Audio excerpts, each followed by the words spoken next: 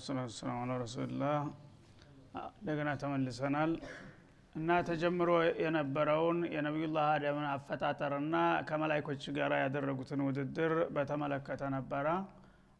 እሱን ያው ለማጠቃለል እንሞክራለን። ወይት ቁልና ለልመላእክት እስጁዱ ለአደም። ከዚያ በኋላ እንግዲህ በውድድሩ ነብዩላህ አደም በተጨባጭ አሸናፊ ሆነው ወጡ ማለት ነው። ከዚያ እንግዲህ ተሸናፊና አሸናፊ ምንድነው የሚሆነው? ደረጃው አለቃና አገልጋይ መሆኑ ያስከትላል ማለት ነው። አንድ ሰው የበላይ መሆኑ ከታወቀ የበላይ የሆነው ማዕረግ ይሰጠዋል፣ አለቃ ይደረጋል። የተሸነፈው ደግሞ በተዋረድ የሱ አገልጋይ መሆኑን ያመለክታል ማለት ነው። እና ያኔ አላህ Subhanahu Wa Ta'ala በእውቀት ደረጃ ፍጡሮችን ታመዛዘንና ታበላለጣቸው በኋላ አሸናፊውን የበለጠ ክብር ለመስጠት አሁንም ምን አለ? ወይት ቁልና ለልመላእክት እስጁዱ ለአደም። በሉ እንግዲህ መላእክቶች የአደም የተባለ ፍጡር ከመምጣቱ በፊት እናንተ በደካማ ጎኑ ያብጠለጠላችሁ መምጣት እንደማያስፈልግ ስትናገሩ ቆይታችሁ አሁን ግን ባልተጠበቀ ሁኔታ አለቃነቱን አረጋገጠባችሁ። እናንተ የማታውቁትን ሁሉ አወቀ። ካሁን በኋላ ይሄ አለቃችሁ ነውና በእውቀት ስለበለጣችሁ የማታውቁትን ነገር ስላስተማራችሁ ለአለቃችሁ ዝቅ ማለት አለባችሁ፣ ትህትና ማሳየት አለባችሁ ሊባሉ ነው ማለት ነው። እና ለአደም ስገዱለት አለ አላህ Subhanahu Wa Ta'ala። እስጁዱ ለአደም፣ ለአደም እጅ ንሱ እንደማለት ነው። አለቃ ያው እጅ እንደሚነሳ አንድ ሰው ለአደም ስገዱለት በሚላቸው ጊዜ ወትሮም ቀናኤናቸውና እነሱ ይሄንን የጌታ ትእዛዝ መለኮታዊ ትእዛዝ በቀላሉ አላዩትም፣ አላመነቱም። እናድርግ የሚልም ነገር ሳያስቡት በቀጥታ ትእዛዙ እንደተሰጣቸው ፈሰጀዱ አቂባ አምሪላህ Subhanahu Wa Ta'ala። ፋኢቱ ፈአታቂብ ትባላለች። የጌታ ትእዛዝ እንደወጣ ወዳውኑ በሉ ለአደም ስገዱለት ሲላቸው ወዳውኑ ዳር እስተዳር ረብ ብለው ሰገዱ ማለት ነው። ፈሰጀዱ ኩልሁም ኢላ ሌላው ቦታ ዛው እክትሷር አድርጎት ነው እንጂ ኢላ ኢብሊስ ዳቢሎስ ብቻ ሲቀር ማንም መላእክት ከዚህ ትእዛዝ ወደ ኋላ የቀረ የሚያፈነገጠ የለም ማለት ነው። ዳቢሎስ ግን አባ ይሄንን መለኮታዊ ትእዛዝ ከመቀበል አሻፈረኝ አለ። ወስተክበረ ኮራ ወካነ ሚነል ካፊሪን። በዚህም አድራጎቱ ከካሃዲዎች መሆኑ ተረጋገጠበት፣ ተጋለጸ ማለት ነው። እና ቅድም እንግዲህ መግቢያው ላይ መላእክቶች ጅኖችን ሊወጉ ወደ ምድር መጥተው እነሱም በዘመቻ አጥቅተውና አሸንፈው በሚመለሱ ጊዜ በሰማይ ዓለም ላሉት ለተቀሩት ወገኖቻቸው የወጋናቸው ፍጡሮች ይሄንን ይመስላሉ ብለው ናሙና ለማሳየት ማርከው ወስደውት ነበር። ገና ወጣት ነበር የዛ ጊዜ ኢብሊስ ማለት ነው። እርግጥ የጅኖች አባት አይደለም ኢብሊስ፣ ጃን ነው የሚባለው፣ የጅኖች አባት አይደለም። እሱ ያው ትውልድ ነው። እሱን እንደ ናሙና ይዘውት ሄደው በሰማይ ዓለም ለብዙ ዘመናት እነሱ ጋር ኑሯል። እዛ ሲሄድ እንግዲህ አንድ ሰው ያው የሄደበትን የአካባቢውን መምሰል ስላለበት ጅን ቢሆንም በምድር ዓለም እንደሚኖረው ልኑር ቢል ሰማይ መኖር አይችልም። ስለዚህ የነሱን ዜግነት ወሰደና የነሱን ባህሪ ለበሰና እነሱ የሚሰሩትን ሁሉ ይሰራ ገባ። በኢባዳ እንዳውም ከብዙዎቹ የላቀ ውጤት አስዘገበ ይባላል። እና በዛ መልክ እንግዲህ ጥሩ አገልጋይ ሆኖ እየተደነቀ ከቆየ በኋላ አሁን የፈተና ሲመጣ አላህ ሊያጋልጠው ነው። ዘር ተልጓም ይጠልፋል እንደሚባለው ያ ወትሮ የደካማ ዘር ስለሆነ እስከዛሬ ተሸፋፍኖ የነበረው ነገር ከላ ሊያሳልፈው አልቻለም ማለት ነው። ወካነ ሚነል ካፊሪን። ወትሮም ያመፀኞች ጎሳ ስለነበረ አሁን የሰማይ ዓለም ሄዶ የሙጠዋዕ ቢመስልም አሁን እንደገና ተጋለጠና አላህም ወአዕለሙ ማላ ተዕለሙን ያለው አንደኛው ይሄን ነው ይላሉ بعض المفسرين ማለት ነው። እኛ እንቀድሱ ለከ ንሰብሑ بحمدك ونقدس لك ያሉ ራሳቸውን ሲያመቋሹ እናንተ ሁሉም እናንተ ጋር ያለው እንደዛ ይመስላችኋል፣ ግን ከናንተ ውስጥ አራሙቻ አለ ተመንጥሮ መውጣት ያለበት እንደናንተ አቋሙ ያልሆነ አለ ያለው እሱን ነው ብለዋል ማለት ነው። ወትሮ ይሄን ሲሉ እሱም አባል ነበር። አሁን እንቀድሱ ለከ ያለ ነበር አብሮ ማለት ነው። ኋላ ግን ለአደም ስገዱ ሲባል ይሄ ምቀኝነት ስሜት አለበት ጅን ስለሆነ ማለት ነው። እነሱ ግን ይሽ ብለው ጸጥ ሁሉም ረጭ ብሎ ሲወርድ እሱ እንደ ጉቶ ጉልት ብሎ ብቻውን ቀረ ማለት ነው። ምን ነው ሲባል አስጁዱ ሊመን خلقተ ጢና አለ ጎበዙ ማለት ነው።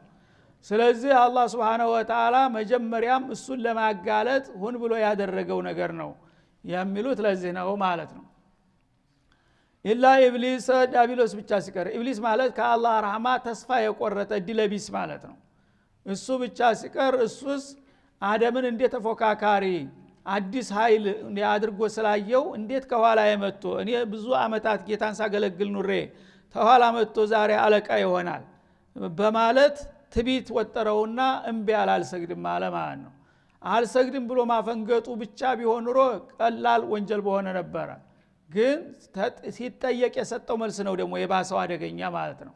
ወካነ ሚነል ካፊሪን እና በዚህ በአመጹና በኩራቱ ሳቢያ የጌታን ትእዛዝ በመጣሱ ተካሃዲዎች መሆኑ ተረጋገጠበት።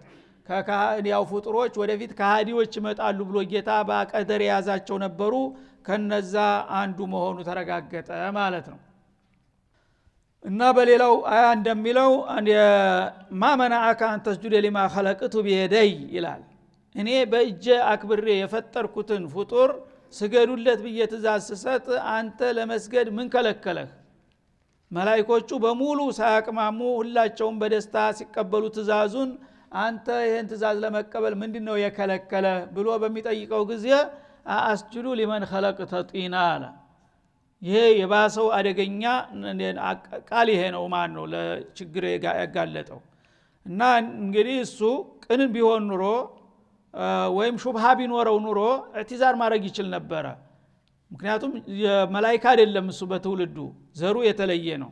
ስለዚህ እስጁዱ የሚለው ትእዛዝ በቀጥታ ለመላእክት ነው የተሰጠው አይደለም እንዴ? እኔ እኮ ለመላእክቶቹ ትእዛዝ ስሰጥ ጊዜ እኔን አይመለከተኝም ብዬ ነበር እኔም ተፈልግ ያለው እንደ ብሎ ቢሰግር ኑሮ ያመልጥ ነበር። ግን አላህ ምስጥሩን ያቃል ማለት ነው። ሹብሃ አይደለም እሱ ሳይገባው ቀርቶ አይደለም። እስጁዱ ሲል እሱንም ጭምር በትእዛዙ እንዳካተተው ያውቃል እሱ ራሱ ማለት ነው።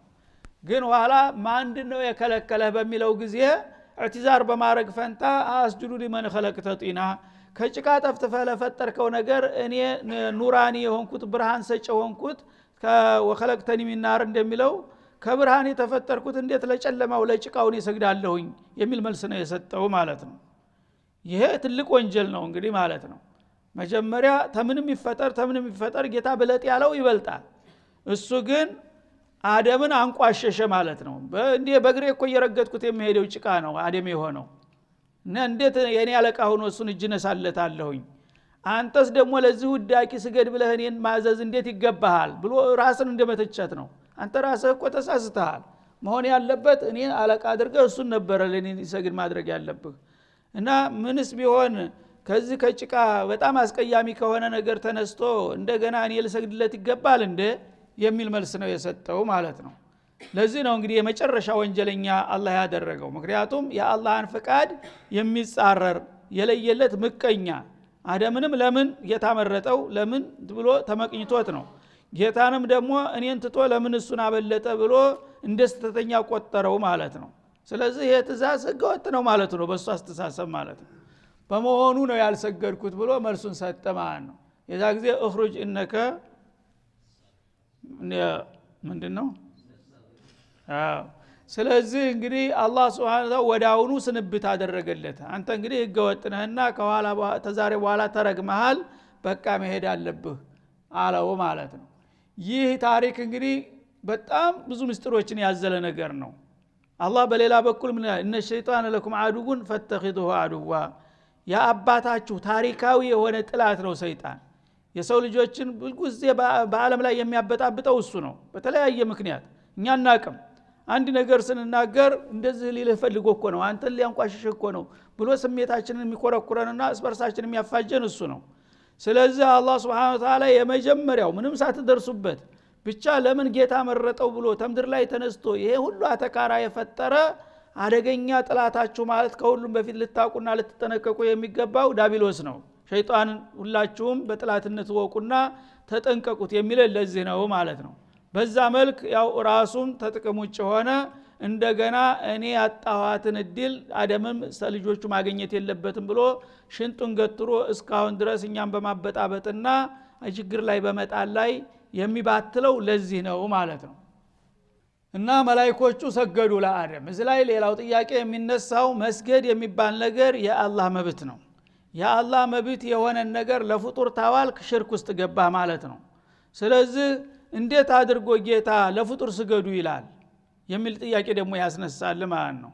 እነሱ ይቀበሉም አይቀበሉም መጀመሪያ ለፍጡር እንደስገዱ አለ። መስገድ የሱ መብት ነው፣ የሱ ስልጣን ነው፣ ለሱ ብቻ ነው መስገድ ያለበት የሚለው ጥያቄ ይነሳል ማለት ነው። አዎን መስገድ የአላህ መብት ነው፣ ለማንም ፍጡር አይፈቀድም። ግን ባለቤቱ የሚፈቅድለት ከተገኘስ የራሱ መብት አይደለም እንዴ? ይችል ለኔ የምታደርጓትን ስርዓት ለአደምም እስቲ አንድ ቀን አድርጉት ብሎ ከፈቀደ ባለቤቱ ምንድን ችግር አለ? የክልክል የሆነው ሽርክ የሆነው እሱ ሳይፈቅድ ካደረግነው ነው ማለት ነው። እሱ ሳይፈቅድ ለማንም እኛ ራሳችን ተነስተን ገሌ ታላቅ ነው ክቡር ነው ምናምን ብለን እጅ ተነሳንና ከሰገድን የጌታን መብት ለሱ ስለሰጠን ጌታ ይቀየመናል ማለት ነው። ጌታ ከፈቀደ ግን በፍቃዱ ስለሆነ በፍቃዱ የምንሰራው ነገር ትእዛዙን በማክበር እንደውም አጅር እናገኛለን እንጂ ወንጀል ሊሆን አይችልም። ወንጀል የሆነው ጌታ ስለማይፈቅድ ነው። ለሌሎቹ ያልፈቀደላቸው አሁንም ክልክል ነው። ሰጋጆችም አሰጋጆችም ወንጀለኛ ይሆናሉ ማለት ነው። የፈቀደለት ከተገኘ ግን እንደ አደም ምን ከለከለ? እስቲስና አደረገው ማለት ነው። አላህ ቀነሰው ከአደም መለሰ። ያችም ደግሞ አንድ ስጁድ ብቻ ናት። ሁልጊዜ ቋሚ ስግደት አላዘዘም ለአደምም ቢሆን አንድ ስጁድ ብቻ እንደ ስግደተ ሹክር አይነት ናት። ሁለተኛ ስጁድም ማድረግ የለባቸውም ማለት ነው ለፍጡር። ያቺ ጌታ የፈቀዳት ትእዛዝ አንዴ ተፈጸመ አልቃለች። ከዛ በኋላ ሊቀየስ አይችልም በማንም ላይ። ምክንያቱም ለአደም ስገዱ ስም ጠርቶ ነው። ለአለቃችሁ ስገዱ ቢል ኑሮ አለቃ በመጣ ቁጥር ልንሰግድ ነበረ። ግን ለአደም አለ በመታወቂያ ስሙ። አደም የሚባለው ሰው ሁሉ ሰው ቢባልስ ለመጀመሪያው አደም ነው። የዛ ጊዜ ሌላ አደም የለም። የዛ ጊዜ ላለው አደም ነው ጌታ ያዘዘው ማለት ነው። እና ስለዚህ ለማንኛውም መላእክቶች ዳኑ፣ ቅን በመሆናቸው የጌታቸውን ትእዛዝ ተቀበሉ፣ ስግደቱንም አከናወኑ፣ ነፃ ሆኑ ማለት ነው። ዳቢሎስ ግን በመኩራቱና በመመቀኘቱ የመጀመሪያ ወንጀለኛ ሆነ። ከዛ ጀምሮ ያው የጀሃነም ዋና ደንበኛ እሱ ሆኖ ተዘገበ ማለት ነው። ስለዚህ እንግዲህ የምቀኝነትን ባህሪ ይሄ የተንኮልን፣ ትዕቢትን፣ ኩራትን የመሳሰሉ ባህሪዎች ያለበት የጀነት እድል የለውም የተባለው ለዚህ ነው። ላ يدخل الجنة من كان في قلبه مثقال ذرة من كبر قالوا رسول عليه الصلاه والسلام كما في صحيح مسلم።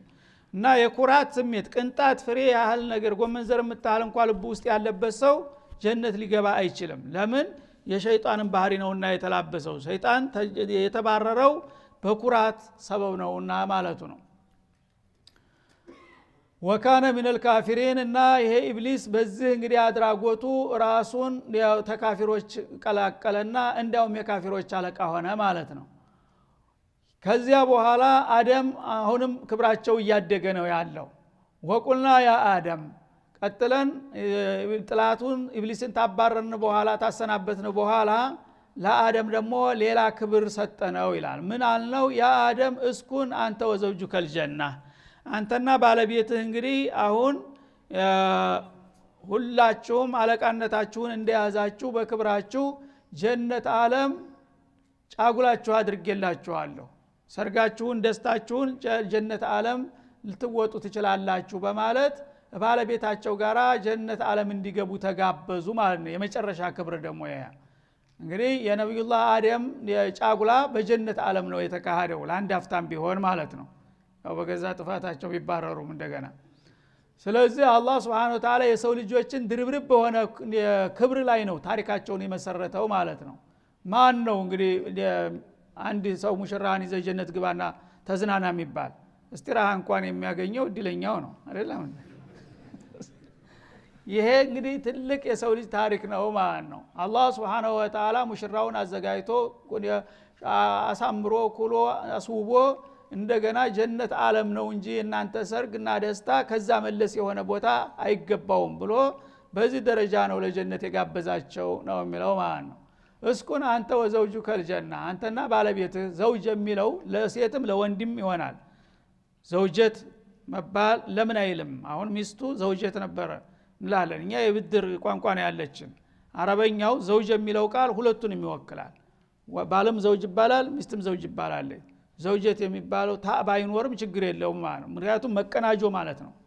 መቀናጆ ያው ጓደኛ ስለሆነ ሁለቱንም ይገልጠዋል እና አንተና መቀናጆ ወይም ባለቤትህ ወደ ጀነት ዓለም ሄዳችሁ መኖር ትችላላችሁ ተብሎ የጀነት ግብዣ ተደረገላቸው ይላል ወኩላ ሚንሃ እና ከጀነት ዓለም ጸጋ ብሉ ተቋደሱ እንደፈለጋችሁ ረገደን በስፋት ጀነት ውስጥ ገብታችሁ ከዚህ ወዲያ ተብሎ የሚከለልና የሚቀነስ ነገር የለም ብቻ ለመብላት አቅም ካላችሁ የፈለጋችሁትን እያሻሻላችሁ መብላት ትችላላችሁ ተብሎ ልቅ የሆነ ፍቃድ ተሰጣቸው ማለት ነው እንግዲህ ቦፌ ገብተህ የቻልከውን ሁሉ አንሳ ከተባልክ ምን ያህል ክብር ነው ሂሳቡ በእኔ ላይ ነው የሚልህ ታገኘ ማለት ነው ወዲስ ተሚከበተር ድረስ ትገፋለህ ሁሉ ነገር ግን አላህ Subhanahu Wa Ta'ala በጀነት ዓለም ጀነትን የሚያህል ነገር ይሄን ያህል ይበቃል አንድ ቁርስ ነው የፈቀድኩት ወይም አንድ ምሳ አይደለም ከፈለገ 24 ሰዓት ይብላ የፈለከውን አይነት ጀነት ግባና ዘልቅ ተባለው ማለት ነው ረገደን ማለት አክለ ዋሲዓ በሰፊው ምን ወሰን መጠን የሌለው ማለት ነው አቅምህ ብቻ የሚችለውን ሁሉ ብላ ጠጣ ሀይሱ ሽእቱማ በፈለጋችሁበት ቦታና ሁኔታ ቦታም አይገደብም ከዚህ ወዲያ እንዳታልፉ የሰው ግቢ ነው ከዚህ ወዲያ እንደዚህ ነው የሚባል ነገር የለም በፈለከው እየናኘ የፈለከውን እየበላ እየጠጣ መኖር ትችላለህ ተብሎ ልክ ገደብ የሌለው ስልጣንና ክብር ተሰጣቸው ማለት ነው ሱብሃንአላህ እንዴት አይነት ሀገር ተገኝታ ነበር እንደው ለትንሽ አመለጠች እንደገና አላህ ነው ኡስታዝ እሺ ለማንኛውም ለማሳወቅ ፈልጎ እንጂ ወትሮም እንዲኖሩ አይደለም የቀደረው አይተው ብቻ ጎምጅተው እንዲወጡና ለወደፊት ያቺ ነገር መቼ ነው መመለሰው እያሉ ለትውልዳቸው ታሪክ እንዲነግሩ ነው ያሳያቸው እንጂ እንዲኖሩ ቢፈልግማ ኖሮ የሁሉ ሙሽኪላ ማያመጣውም ነበር እንዲኖሩ አልፈለገም መጀመሪያውንም ማስተዋወቅ ነው እና ሀይቱ ሸቱማ ወላ ተቅረባ هذه الشجره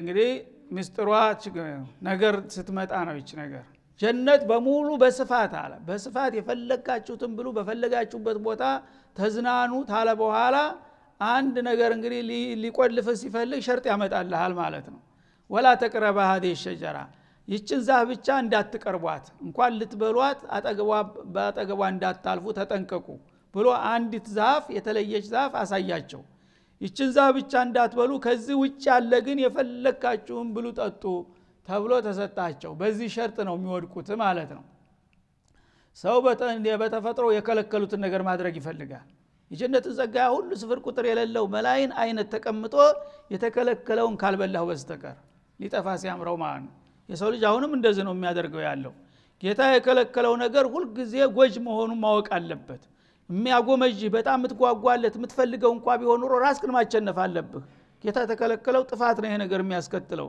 ማለት አለብህ ስሜታዊ ከሆንክ ግን ሁሉ ጊዜ የሰው ልጅ የሚጠፋው በስሜቱ ነውና ጌታ የከለከለ ነገር እኮ ህክማ አለው ዝም ብሎ አይደለም የሚከለክልህ ጨካኝ አይደለም ወይም ደግሞ ያልቅብኛል ብሎ አይፈራም ጸጋው እንደፈልግ ግን አንተን የሚጎዳ መሆኑን አውቆ ነው አንድ ነገር የሚከለክልህ ማለት ነው በዛ መልክ እንግዲህ ይችን ዛፍ ብቻ እንዳትቀርቧት አለ ያችን ዛፍ ለምን የሚል እንግዲህ ጭንቅላታቸው አደረችና ያ ሁሉ ፈቅዶት ያበቃ ይቺ ዛፍ ምን ስለሆነች ነው እያሉ ይችን ማብሰልሰል ጀመሩ ማለት ነው ለኢብሊስ ለጥላታቸው መግቢያ ቀዳዳ ተከፈተለት ማለት ነው ይችን ዛፍ እንዲበሉ ለማድረግ መጣር አለበት እሱ ፈኩሉ ወላ ተቅረባ هذه الشجره فتكونا من الظالمين ይችን ዛፍ ተነካችሁ ግን ተቀረባችኋት እናንተም ተበደለኞች ትሆናላችሁ من الكافرين ተብሎ ተፈስሯል ኢብሊስ ለምንድነው ካፊር የሆነው የጌታን ትእዛዝ ስለጣሰ ነው አይደለ እናንተም ደግሞ አትብሉ ያላችሁን ተበላችሁ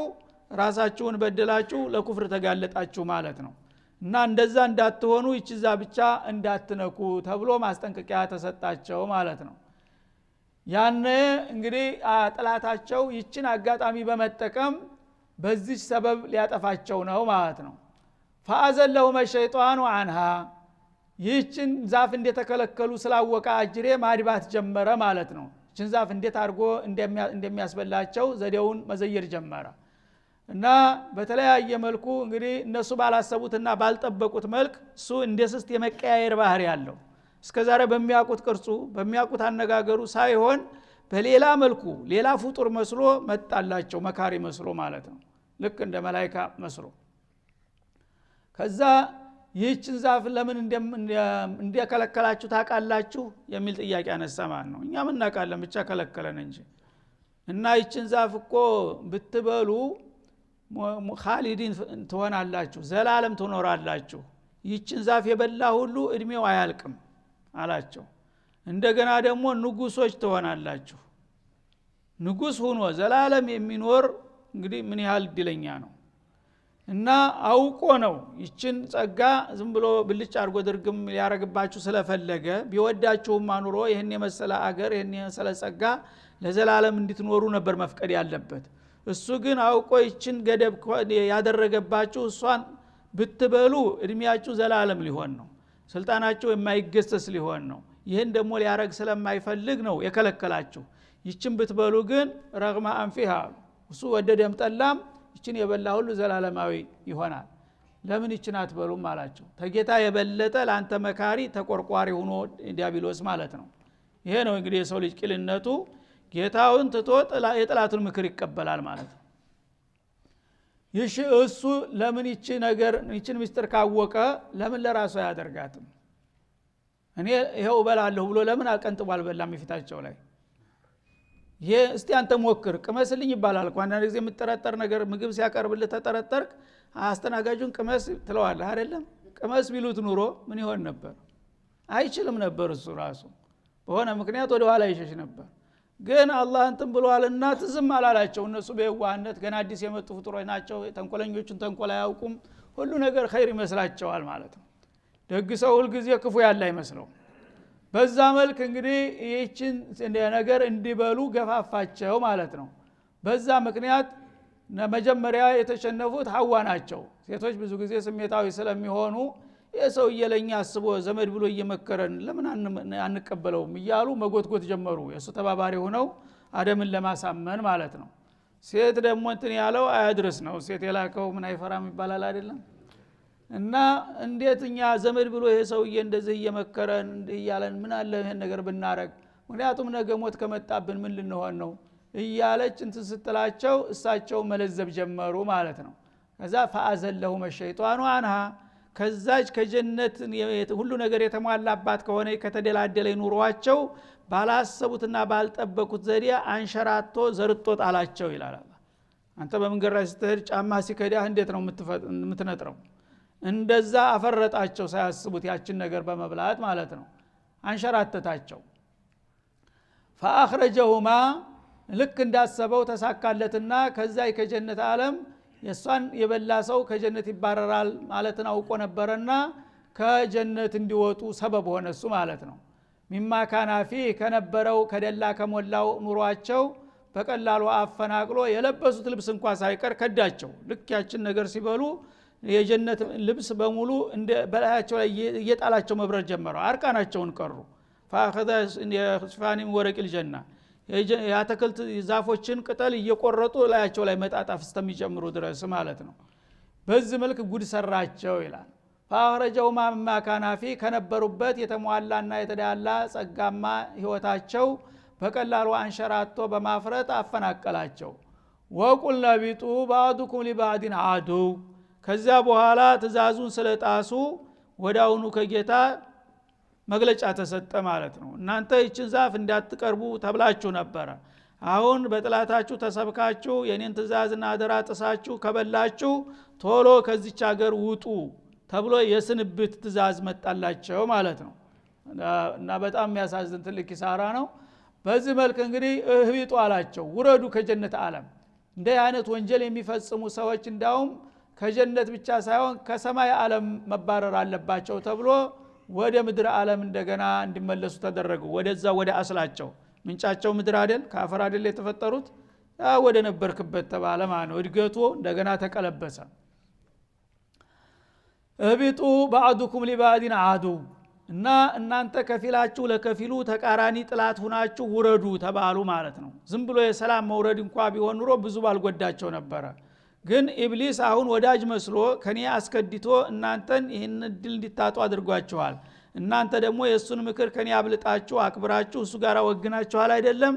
ይህን ካደረጋችሁ ደግሞ ኢብሊስ እና እናንተ የማትጣረቁ ጥላቶች እስከ መጨረሻ የሁል ጊዜ የምትተናከሱ አድርጊያችኋለሁና ያው ረጅሙን ትግላችሁን መሬት ወረዱና አቧራው ላይ እዛው ተንከባለሉ አላቸው ማለት ነው። ቀጥል የመረጥከውን ወዳጀ ብለህ የመረጥከው ጥላትህ ነውና እዚህ ያበቃ እሱ ጋራ ሰይጣንም የፈለገውን ያህል ብታገለግለው የፈለገውን ያህል ብታከብረው አይ አንተ ዘመዴ ነህ ብሎ እንደማይቀበልህ ነው። እናንተም ደግሞ እኔ ጋራ ወደኔ እስካልተመለሳችሁ ድረስ መዳኛ የላችሁም ለማንኛውም እልካችሁን ተዋጡ ወደ መሬት ሄዳችሁ ተብሎ ኢብሊስም እነሱም ተባረሩ ተጀነት ዓለም ማለት ተሰማይ ዓለም ወጡ። ወለኩም ፊል አርዲ ሙስተቀሩን እና ከዚህ ከጀነትና ከሰማይ ዓለም ተወርዳላችሁ ተዛ ስትወርዱ ያው ሌላ መተኪያ ቦታ ተዘጋጅቶላችኋል።